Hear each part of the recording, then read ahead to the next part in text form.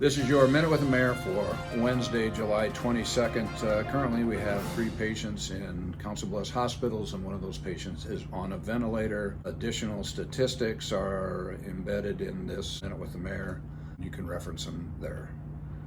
Back in the early days of the pandemic, I had great hope that summer's heat and humidity would dampen the spread of the COVID-19 virus throughout the country, just as the heat and humidity had historically done with other coronavirus strains.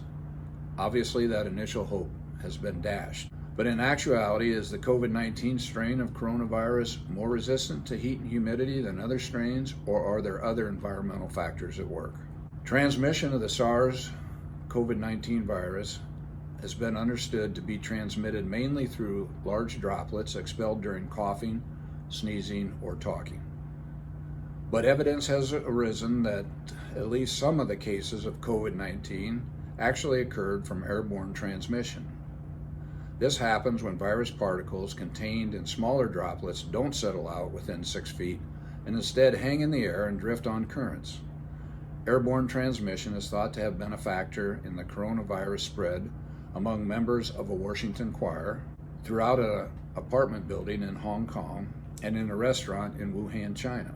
Drawing on insights from his work on another deadly airborne disease, tuberculosis, a Harvard infectious disease expert is now suggesting that our air conditioning systems may be a factor in spiking COVID-19 cases.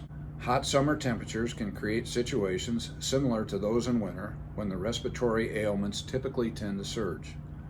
Air conditioning is also risky because of the way air handlers work.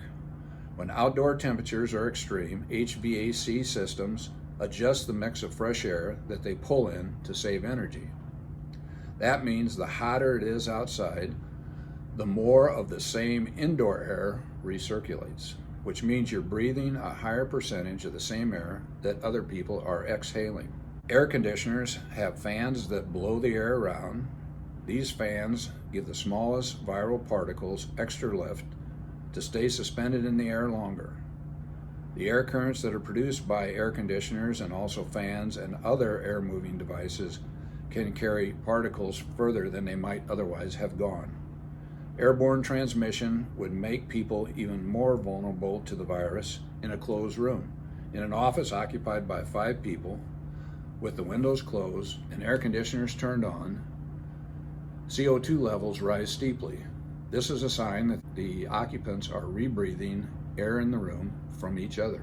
The Massachusetts Consortium of Pathogen Readiness, a hospital management system-led collaboration of researchers from 15 Massachusetts institutions and the Guangzhou Institute of Respiratory Health in China, aim to foster research that can rapidly translate into preventative actions on the front lines of the COVID-19 pandemic. A similar study from the University of Nebraska Medical Center had detected genetic material from the virus in air samples collected from rooms of COVID-19 patients.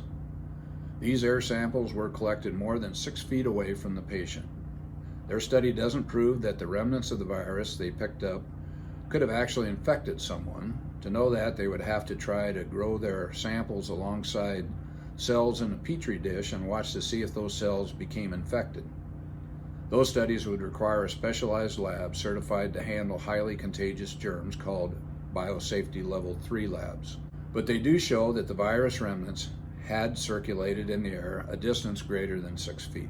The best way to minimize risk indoors is to provide 100% outside fresh air, which you can't do if you are trying to heat or cool because it costs way too much money.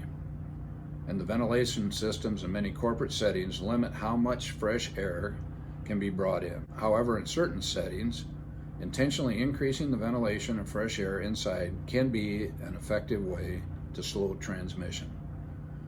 Portable room air cleaners can also be used, though they have limited airflow.